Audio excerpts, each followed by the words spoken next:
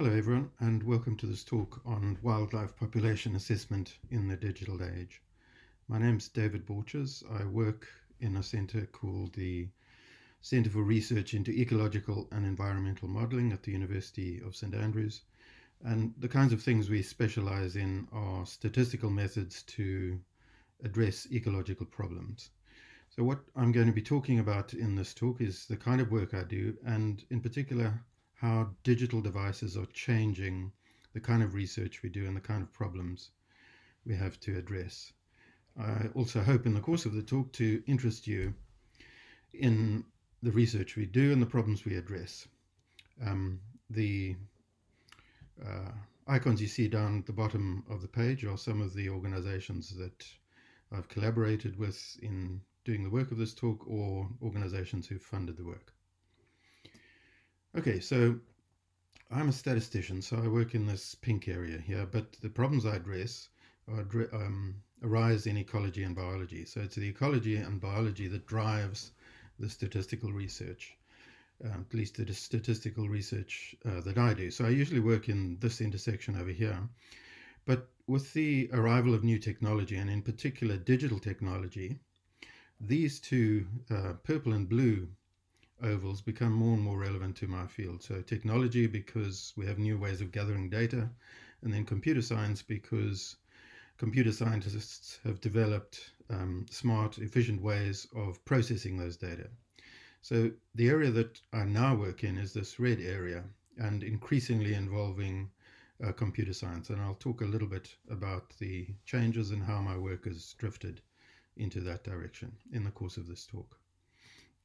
Okay, so as I said, the drivers of the statistical research are ecological or conservation problems. And I can't cover all the sorts of things we do in this short talk, so I'm going to focus on two things. And in fact, I'm going to focus on one and a bit things. The two conservation problems relate to snow leopards on the one hand, and I'll spend most of the talk talking about that. And the other one that I'm going to talk about a little bit is a conservation problem relating to gibbons. So let me just start by outlining those problems to you, and then I'll explain how we address them and the sorts of challenges that we have to address, and how digital devices are changing what we do. So in the case of snow leopards, the conservation issue is that very recently snow leopards were downgraded from IUCN classification of endangered to vulnerable. So that's saying effectively that the snow leopards aren't as endangered as people had thought up to that point. And there's a controversy over this. So the scientific community, snow leopard community, is really divided on this. Some of them think this is the correct thing to do, and some of them think it's quite the wrong thing to do. And there was a paper by the director of the Snow Leopard Trust in Science arguing that it was the wrong thing to do, but then there are scientists on the other side who feel it was the right thing to do. And so why is there the controversy? For me, the underlying reason that there is this controversy is because of a lack of data, a lack of information. And why do we have a lack of information? Well, because snow leopards are notoriously secretive. They're very difficult to see in person, and so very difficult to survey. They live in forbidding high altitude and low temperature conditions. And they live over a huge range covering 12 countries. So this map shows our current best guess, although that's not a very fixed thing either, of where snow leopards live. And you can see it is absolutely massive. It goes from Russia all the way down to India, from Afghanistan across to China. So a massive area to survey, and the area has been only very, very sparsely surveyed. Perhaps the estimates of around 2% of the snow leopard range has ever been surveyed, although there's also disagreement about that. No one's really ever tried to survey the whole snow leopard range. And in part that's because it's so difficult to do. So this forbidding high altitude, low temperature conditions really came home to me when discussing with some of the snow leopard researchers how they do the surveys. And so they said that they take graduate students in summers. They sometimes take graduate students to help them doing the surveys. And one of their biggest problems with the graduate students is that they have to send a large fraction back because they get altitude sickness. So the issue here is it's very, very difficult to gather reliable data on these animals. Switching to gibbons, there's a conservation issue there. There's not controversy about it, but it is a conservation issue. So there are 20 gibbon species, and all but one of them are either classified either as critically endangered or endangered. So there's a consensus that gibbons are in trouble, and they're in trouble because of habitat loss and habitat degradation, hunting, and illegal wildlife trade. But although there's a consensus about the fact that they are in trouble, we don't really know that much about how many gibbons there are. So they occupy a very large area as well, in Southeast Asia. So the colored area here is the only place you'll find gibbons on the planet. And the reason we don't know that much about them is in part because they're also very difficult to survey. So they live in forests, and sometimes they live in forests in very inhospitable countries. So the central picture here shows some of the atypical karst cliff region in which gibbons live. So it's very vertical habitat, deep valleys, very difficult to move through, very difficult to get into, and thick forest. The picture on the right is not quite as inhospitable, but you can see the very thick forest. And the picture on the left is a photograph that I took on some fieldwork last year in Laos. And you can see this path here. This is probably the biggest, most well defined path that we went on in the whole time we were there, and it's not very clear. And you can see that if you look off the path, if you look off the path, you can't see more than a few meters into the forest, and that generally is the case. You can't see more than a few tens of meters into the forest. And so trying to survey gibbons by looking for them visually is very, very difficult and not worthwhile in most habitats. So the way people survey gibbons is by listening for them, because they make territorial calls and you can hear them from a large distance. Okay, so those are the two conservation issues that I'll be looking at.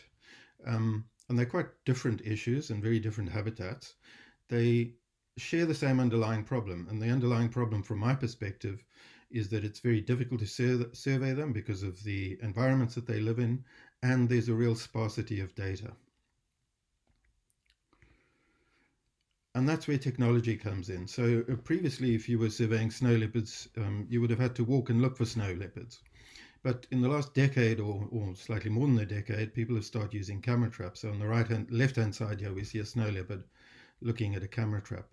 So camera traps don't mind the cold. They don't get impatient. They can sit there for months at a time. They're left out. And a camera trap will just photograph everything that walks past it. Most of the stuff that walks past it is not snow leopards, so we have quite a large volume of data to deal with, but some of the stuff that goes past it is snow leopards.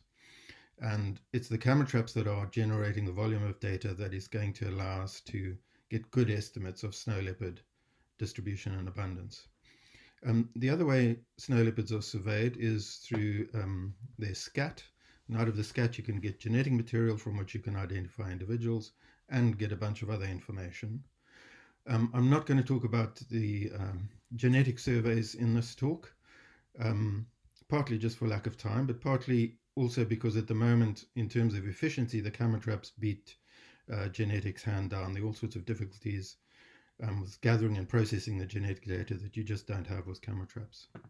And then the other technology that's changing things is acoustic recorders. So I had said that gibbons are surveyed by listening for their territorial calls. And until very recently, they're surveyed by humans. So humans would go out and listen and say, I hear a gibbon over there. And those were the data. Nowadays, there's an increasing move to using digital recorders. So you go and strap something like this, which is a digital recorder to a tree, and you leave it out for some weeks and then come back and you have a large digital acoustic recording to process and look for gibbon calls in that recording. Okay, so that's giving us different kinds of data, which means that us as statisticians, we have to come up with different kinds of analysis methods. So I'm going to talk about the analysis methods in just a second, but what I thought I should do is tell you something about why I like doing statistics. And this is a very famous quote from John Tukey, who's one of the preeminent mathematicians and statisticians of the last century. it says the best thing about being a statistician is that you get to play in everyone's backyard, and that's very much the case. So at the moment I'm playing in snow leopard backyard and gibbon backyard, but I have also played in whale backyards, dolphin backyards, elephant, chimps, frogs, birds, you name it. So having these statistical skills allows you to address problems in a whole variety of apparently different areas. And then the other quote that I dug out, this is one quote, but there are many different versions of this quote. This is from a Professor David Mumford of Harvard University. For many people, the most wonderful results in mathematics are those that reveal a deep relationship between two very distant subjects. And I pulled that out because that's exactly the kind of thing that excites me about statistics. So the points in my career that have been most interesting and most rewarding for me are when I've seen theoretical links between two problems that apparently are very, very difficult. Sorry, not different. Not difficult, although they might be difficult, but are very different. And you suddenly have an insight in which you realize that they share the same underlying theoretical problem. And so by solving that single underlying problem, you have a tool that lets you address what seemed at first sight to be completely different problems. And I think that's something that mathematicians in general find rewarding.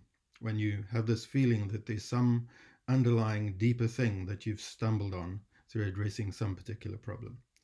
So I hope to give you some very, very small feel for that in a really almost trivial way, but I hope to give you some idea of what I mean by that in the slides that follow.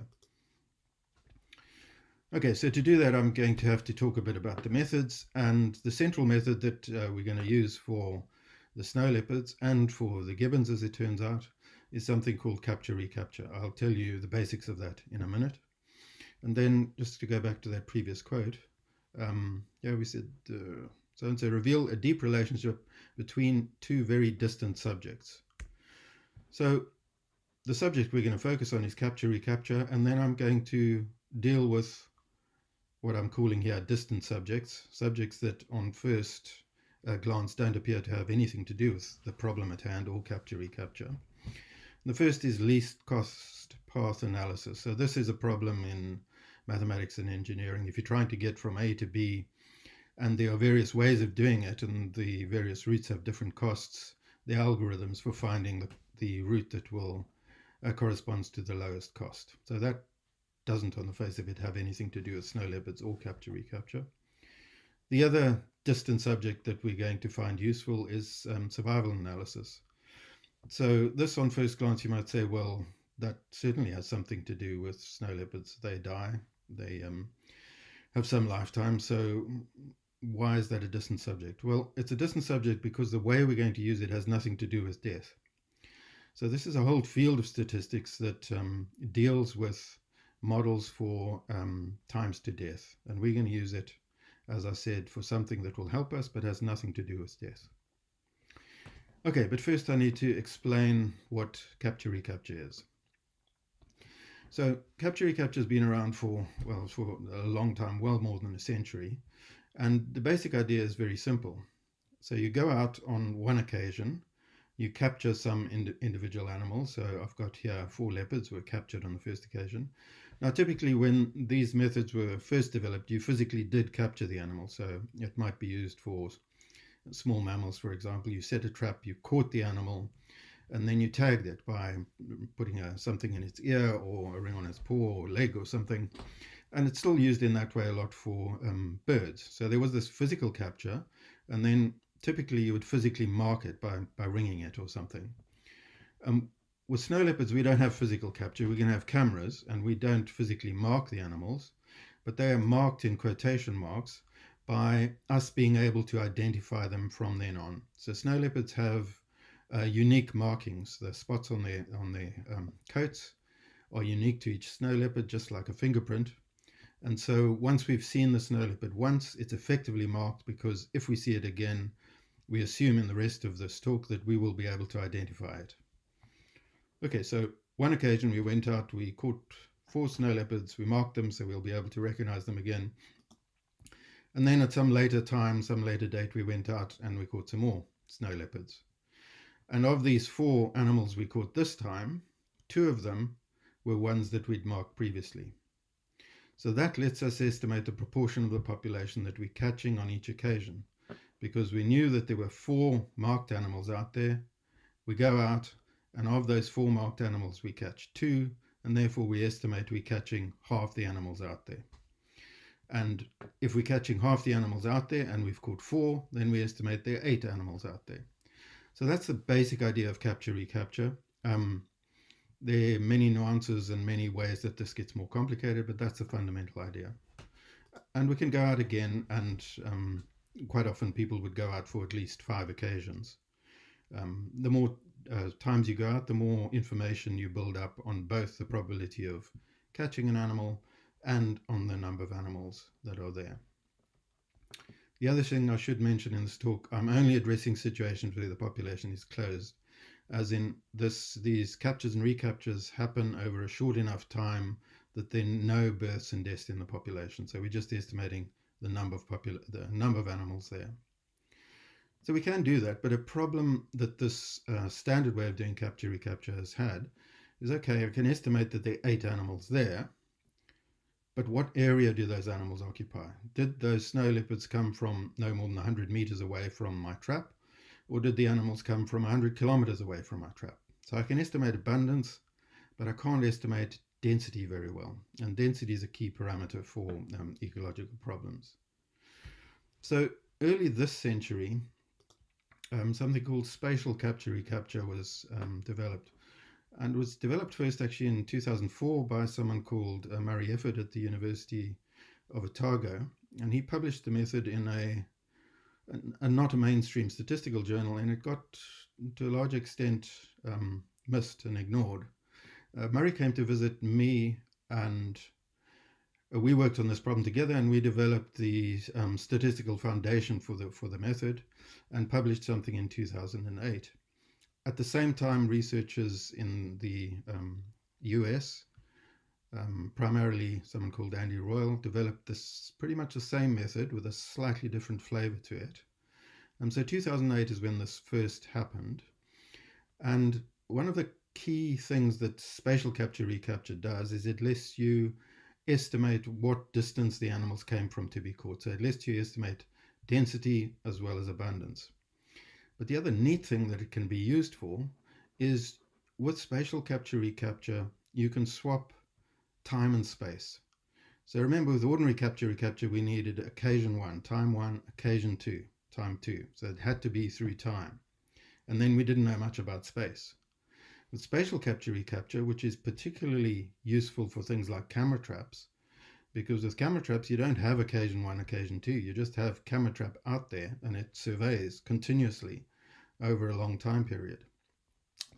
They typically are left out for months at a time. So this idea of occasions become a little bit redundant when you're doing a digital detector like a camera trap. And what you can do instead is you can, instead of using recaptures across time, you can use recaptures across space. So on camera 1, at some point in space, and I know where that is because I know where I put the camera, I detected 4 animals and marked them. Then on camera 2, at some distance away, I saw 2 of those marked animals. So I get exactly the same information. I get capture, recapture, and then camera 3, some recaptures and so on. But I get it across space rather than across time. And because it's across space, the probability of an animal that was caught in this camera being caught in this camera depends obviously on how far apart these cameras are. And so it tells us about how far animals move. So in addition to estimating the density and the abundance, the spatial capture recapture gives us information on animal movement as well. All of this depends crucially on us being able to recognize an individual when we see it again. And that is an issue, but snow leopards are, we're fortunate with snow leopards in that, like most large cats, they come pre-marked. So this is an image that I found on the web, and it illustrates the idea quite well, I think. So this is not a snow leopard, this is a jaguar. And this jaguar is marked with portraits of Edgar Allan Poe and Abe Lincoln. if you look at the end of this grey arrow there, that spot is blown up here, and clearly that's Edgar Allan Poe. And if you look at this spot over here, blown up here, that's clearly a rough image of Abe Lincoln. So once we've seen this leopard, or at least the left side of this leopard, if we see it again, we can find Edgar and we can find Abe and know we've got the same animal. Okay, so here's an example of a real survey of snow leopards in the Tost Mountains in Mongolia, this area that's approximately covered in blue here. So this is the survey region, and the red dots are the cameras, so there are about 40 traps, camera traps put out here. The coloring is something called ruggedness, which basically is how steep and rugged the terrain is. Yellow means very rugged, steep, mountainous areas. Blue means flat, sort of plain areas. And when I started first working on this particular problem, the snow leopard ecologist said to me, the way to think of this is think of the blue, the plains, as the sea, and think of the yellow as the islands. And snow leopards don't like being in the sea. So if a snow leopard wants to go from this mountainous area to that mountainous area, it is not going to go straight, because that involves going through a bunch of, quote, sea. What it's going to do is stick on the mountains, then jump across to this mountainous island here, and then jump across there. Keep that in mind, because we'll come back to that. So what's the data we get out of these cameras? It's just this. So this is for one particular animal that's been numbered number 6. Was not caught on any of these cameras without the pins in them, the black pins. Was caught 6 times on this camera, 3 times on this one, twice there, and once here and once here. So that's the basic data. That's all we get for animal number 6. Animal number 4, similarly, we get frequencies of capture on some traps, and in particular, the animal's not caught on most of the traps. So you can see immediately this tells us something about how far the animals range. Clearly, this animal appears not to range much more than the sort of area around the traps on which it was caught. And we can formalize that by fitting a statistical model of their ranging to these count data, counts being number of times caught on each trap. And here I've done that graphically. So this is the survey region, the black dots are the camera traps, the little pins here are the same data for that animal I last showed you. And this is the model, this sort of cone-shaped bump here is the model that we have for that, how that animal spends its time. So the fact that the height of this bump is very low out here says the animal spends very little time out there, is unlikely to go that far away from its activity center. Its activity center being underneath the highest point of this bump, and this model fitted to these data says, well, it spends most time in the region sort of in the center of this circle here. Now we can simultaneously fit that kind of model to the detections from all the animals that we detected on the survey, and there were about 14, I think. And so the spikes here are counts of the individual animals. I haven't shown their individual identities, but each bump is what might characterize the home range of each one of these detected animals. And you'll notice that some cameras didn't detect any animals, so they're 2 out here and they're 2 out here. So in addition to get information on how far these animals range and what the probability of detecting them is, we can also get information on how many animals we missed. And we do that effectively by saying, well, if there was an animal at some point here, what is the probability that it would not be caught on this one and not caught on this one? And by working out analytically, we have methods that will effectively search across all possible combinations of locations and numbers of animals. And we find the locations and numbers of animals that are most likely to have generated the data, the spikes that we see here. And moreover, we can make the locations of the animals, or the probability of animals being at certain points in space, we can make that depend on the habitat. And remember, ruggedness is an important habitat here. So when we do that for this population, we get a density map that looks like this.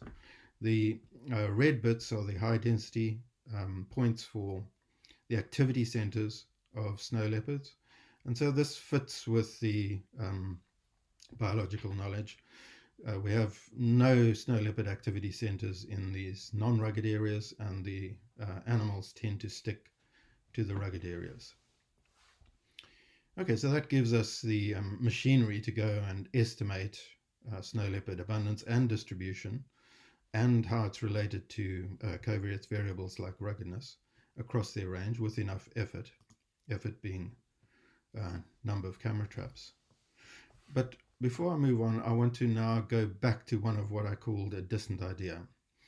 And the first one I want to go back to is this idea of survival analysis, and show you how this idea helps us in what I think was a surprising way. So survival analysis deals with the risk of death per unit time. And what I've got off the web here is a picture of the average annual risk of death in England and Wales over a 3-year period. And the blue is males, the red is females. And the axis along the bottom here is age. So when you're newborn, you have a high risk of dying in the next year. And that risk declines and declines until you're about age 10. And then after age 10, the risk of you dying in the next year increases with every year of your age. So how's this going to help us? Well, if we think of death as detection, or rather think of detection as death, then the risk that we're interested in is the risk of you being detected, you being a snow leopard, the risk of a snow leopard being detected in the next time unit, whatever time unit it is that we're interested in. And the unit we're going to be interested in here is time of day. So I've got two plots here, blue again for males, red for females. The dashed lines are 95% confidence intervals. And what's along the x-axis here is not age, it's time of day. So 0 is midnight all the way through to midnight. And actually these weren't fitted to snow leopard data, they were fitted to jaguar data, but also from camera traps, same basic idea and method. You'll remember that the probability of detection, the amount of time an animal spends at any point, decreases with distance from its activity center. So these curves are for some particular distance, which is given up here, and the probability is the average probability at that distance.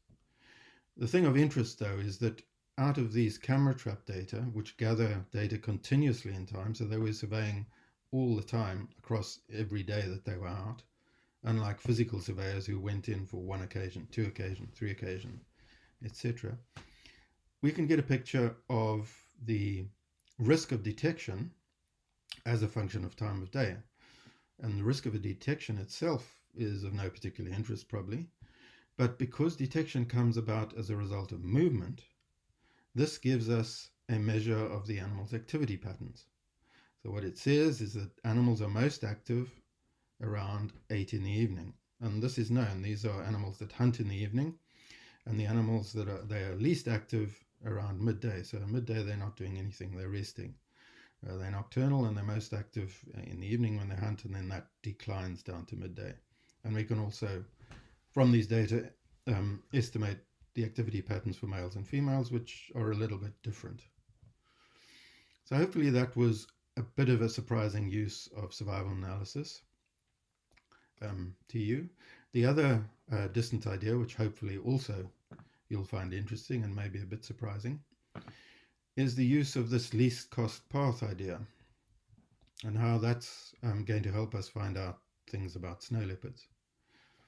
So what's a least cost path? Well, in this top right picture, what I'm trying to do is I'm trying to get from the green dot top right to the red dot bottom left, and this shaded square top left gives me something which I'm calling resistance here, but you might call cost. So if you move along this band, it's low cost. Light shading means low cost. If you get into the darker band, the cost of movement is higher, so there's more resistance to movement. Then we have some light moving, a lighter band, which is lower resistance, lower cost, and the white things in this contrived example, white you can't go into, it's completely impenetrable. So what this shaded picture top right here shows is the shading is how far each point is from the green dot. So the furthest point is the one bottom left, because this is just straight line distance, and obviously bottom left is furthest away. What is shown in the bottom left image here is shading according to distance, but it's showing the least cost distance. So if you were to move in this straight line, you would be crossing high cost regions. And so it may be that by sticking to the low cost regions, you can, although it's a longer physical distance, it may be the least cost distance. And in fact, with this example, that is the case.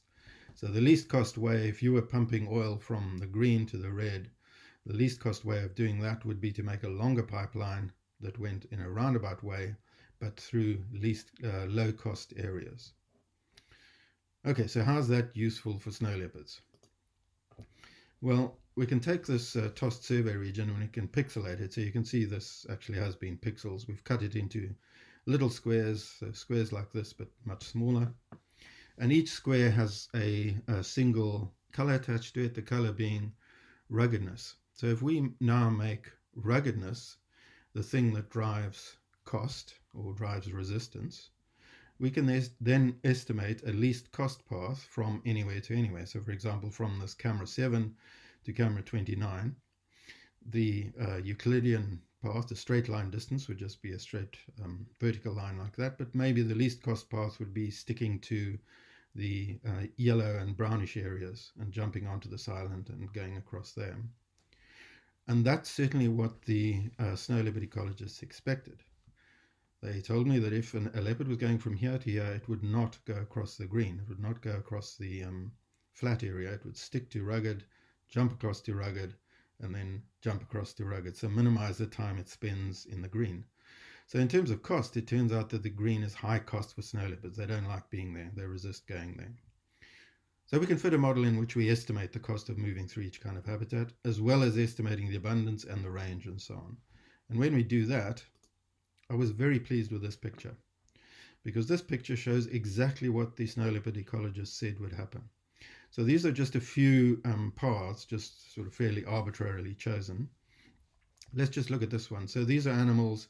If an animal is at the green dot and wants to get to the red dot, how would it get there? Well, the example I'd been talking about so far is go from this green dot to that red dot, and the ecologists believe it would not go straight. It would stick to the rugged areas, jump across the island, and then jump across this green water quotes to get to the island over there. And our model reproduced that behavior exactly. And to me, this is quite impressive, because remember the data that we have. It's just those pins. It's just numbers of time each animal was caught on each of those traps. So this is a really elegant idea, I think. I'm quite disappointed it wasn't my idea. It was Andy Royal's idea. The guy who simultaneously developed this spatial capture-recapture idea. And this is very useful ecologically, because it tells us something about habitat connectivity. So it tells us, you might think that this point and this point are just as close together as this one and this one. But in terms of cost to the animal, these 2 points are much further apart, because the cost of getting from here to there, it has to go through this high cost region, the flat region. The cost of getting from here to here is much lower, because it can stick to mountain the whole way. So this kind of analysis tells us about barriers to movement, which are important if you're going to set reserves and you want to conserve, set up areas that are large enough with a sort of suitable habitat that populations are viable. The other thing we can get out of this least cost path is we can get non-circular home ranges. So you'll remember those bumps that I fitted in the grey plot earlier. They were a little bit artificial. They were completely circular, very smooth bumps. That's not the way animals behave. So the shading here, red means animal uses that area, spends a lot of time in that area. Blue means does not. So this is an animal who lives at the white dot here, and the boundaries here are effectively hard boundaries. They're no fence, but outside of this is desert, and the snow leopards do not like going there. So this animal spends its time in this mountainous region. It'll go a long way in the mountainous region, and it very much won't go nearly as far if it's got to go into flat. So this is much better representation of how the animals use their habitat. This animal, you might remember from the plot, is sort of surrounded by sea, as in surrounded by flat areas. So this animal just kind of sticks pretty much to the rugged areas, which in this case is a much smaller region than this animal. So is this realistic? Well, we have some information on how realistic it is because the Snow Leopard Trust has added GPS tags to a bunch of snow leopards, and so we can see how they move and what sort of habitat they stick to. And this is a particular pair of tags actually to a mother in pink and her cub in green. And this is the same area as I've shown you before. So these are the mountains. It may be a little difficult to see, but the shading here is the mountains in the south of the Tost region. Underlying here is this sort of horseshoe shape slightly to the north. And so the point that I'd plotted was going from here to that island to there. So let's see how this mother and her cub move around this region. So you can see they're sticking very much, not entirely, but they stick very much to the mountainous region. They have a home range size that's sort of similar to those that we've estimated from the capture-recapture data. And I should point out that females have slightly smaller home ranges than males do. So this also was encouraging because it said that the kinds of models we'd fitted for how the animals distribute themselves across space and what sort of habitat they prefer agrees very well with these direct observations of how they distribute themselves across space and the habitat that they prefer. And then if we look back at, compare that track from the previous, the little animation with our model here of how the animals distribute themselves, well, this animal distributes itself over a much larger region than did that mother and her cub, but this might be appropriate for males. Males have much larger home ranges than do females. Okay, then finally we can put these two so-called distance ideas together, the one being a survival analysis idea, the other being this least cost path idea. And just to remind you what they are, the survival is, we think of survival as surviving detection. And we can, if we're looking within a day here, and then we have a risk of detection, which reflects the animal's activity. And then we also have this least cost path. So if you look at the right plot here, and this is actually, again, a jaguar, not a snow leopard, but the same idea applies. So the jaguar's activity center, its home is here, and there's less resistance moving to the east than moving to the west, so it tends to move more easily eastwards. And then I'm going to show you a little animation here where we combine the temporal components, how its activity changes across the day, with how its range changes according to the habitat. And we get a sort of moderately complex picture of how this animal behaves through a day, and I'll show you that now. So that's it contracting around midday, and now it's going out to hunt. That's its biggest area. Then it contracts again, little plateau here, then contracts to midday. So the range contracts at the same time as the activity reduces. And so that also was quite satisfying because remember the data we have here are just camera trap data with counts of detections and times of detections. And we're able to estimate reasonably complex behavior. And that's essentially because these things camera traps sample continuously through time, something that people could not possibly do. So this would not be possible without the digital detectors. Okay, so nearly the end of talking about snow leopards. So using these digital cameras, we can estimate how many snow leopards there are, we can estimate where they are, the habitats they like, and we can do that over a large area because although it's really challenging getting into snow leopard regions, all you have to do is put a camera trap out in a suitable place and you can leave it there for months and then come back. So people are putting tens and hundreds of camera traps out. So for the first time, we're in a position to be able to survey enough of a fraction of the range of snow leopards that we can get a decent idea with reasonably low variance we expect of the numbers of snow leopards in the world and where they are. And then as sort of bonuses, just from these digital data, we can find out about the activity patterns, we can find out how they use space, about habitat connectivity, where they like to be and where they don't like to be. And so we're working with this global snow leopard ecosystem and protection program to try and do the first ever comprehensive survey of the world's snow leopards. So to address this problem, sort of the motivator here, remember, was the change in status from endangered to vulnerable, and there was some controversy about whether that was the right thing to do. Well, the way to answer that question is gather enough data that we can begin to tell the real status of snow leopards. Okay, so in everything I've done now, I've assumed that when we see a snow leopard in a camera, we know it, and also I've assumed that when we have seen a snow leopard once, we see it on another photograph, we know it's the same animal.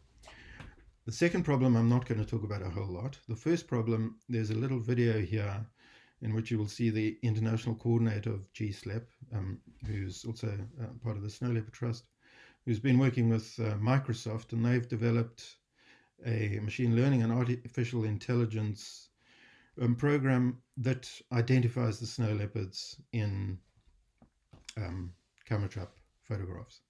So I'll just run this video for you to watch. As the apex predator of the mountains of Central and South Asia, their presence or absence of snow leopards indicates it falls well in the ecosystem. So by using cameras to study the snow leopard population, we are actually working to protect an entire ecosystem. The problem is the only way to really know how many snow leopards are there is to be able to do more and more camera surveys. And analyzing all those images used to take up a considerable chunk of our time. Now, Microsoft AI is scanning through hundreds of thousands of images and looking for those features that make a snow leopard a snow leopard. And then separating those images which have snow leopards from those that do not in 10 minutes instead of 10 days. I don't think you can overemphasize the value of time by automatically analyzing these images and creating a database for us. Microsoft AI is providing our small team with the time to do more surveys. Okay, so I'm nearly finished. What about gibbons? I've spoken about snow leopards the whole time. From a statistical perspective, the gibbons is really an identical problem to the snow leopards, even though that problem itself appears different on the face of it, and the way of gathering data is completely different. You see it's the same if you just consider that the difference between the way the gibbons are surveyed, they're surveyed by hearing them, and the way the snow leopards are surveyed, which is by seeing them walking in front of a camera, that's the only real difference between the two problems. So if we take this picture of Tost again, and we think of, instead of these dots being camera traps, we think of them as just microphones. And instead of the animal propagating itself by walking in front of a camera, the way the gibbon propagates itself is by making a noise. And so that sound spreads. And so what in the snow leopard context would be the animal range, in the gibbon context becomes the range of the sound. And this bump becomes the sound intensity. So a microphone that far away won't hear the animal, not because the animal doesn't walk there, but because the sound doesn't propagate to that far. So the underlying statistical formulation of the two problems is identical. So talking about playing in people's backyards, once I have this toy, the thing that lets me do the statistical inference for snow leopards, I can take it into the gibbon's backyard and I can play with gibbon people with the same toy and they like it. Okay, so that the gibbon stuff is pretty much developing actually. The camera trap theory and the camera traps themselves are well developed and been used for a long time. Gibbons tend to have been surveyed, as I think I've mentioned a couple of times, they tend to have been surveyed by people listening rather than by digital devices, but that's now changing. So the picture bottom left here, I'll just tell you a little bit about. That's myself. This is a PhD student of mine, Filippo Francini, and that's his brother. And Filippo and his brother built this drone that you can just about see here. And it's an acoustic drone. On each of these long arms, it has a microphone, and they built it to be a very quiet drone, so it's quieter than any other drone you could buy. And we were going to fly over the forest in Laos. This is Camille Kodrat, who runs the NGO called Association Anulak, and she has a field station in Laos, and we were going to fly this drone over the forest and detect gibbons. It was a very interesting trip. We learned a lot, but one of the things we learned was there are too many logistic problems with the drone at the moment for that to work. We did learn though what would work, and what would work is something configured similarly to this drone, but placed as a stationary object, or many such things placed as stationary objects in the forest. And the reason these are different from the microphones that I showed you before is they have four detectors all feeding into a single processing board. So the difference in the time of arrival at sound at each of these detectors tells us a lot about where the sound comes from. And that helps enormously with estimation of given density. We do have the same problem in processing the files, though. You leave this thing out for weeks at a time, not the drone, but the stationary things that we're busy making. And you have massive WAV files to deal with. So you need some way of going through those WAV files and identifying gibbons automatically. So artificial intelligence, again, helps here. And we're working with an organization called Rainforest Connection, who has a bit of software that does exactly that. It can identify various species in acoustic files. And what this picture here is a spectrogram of a recording, and I'll play it in a second, and you'll see that their software will pick out various animal sounds. So they're listening for crickets, cicadas, an agile gibbon, and small vehicle, different color dots.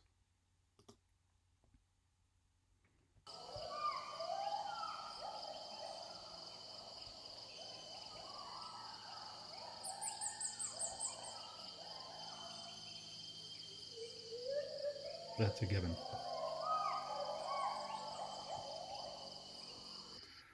Okay, so we're using AI to identify these things, and then we're going to, as with the camera traps, we use the output from the AI, the identified things, to plug into our statistical density estimation methods. So that's almost the end of the talk. This last slide is just about where does our research go from here.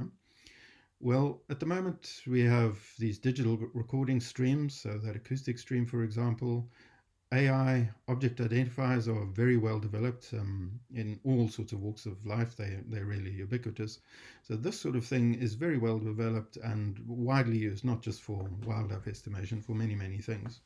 And then on the other side, the area that I work in, we have statistical methods that are, again, very well developed for drawing inferences about populations of interest. And what's happening now for the first time is we're beginning to put these two areas together. So those AI object identifiers for the snow leopards and the gibbons, the output of that is now becoming input to our statistical methods.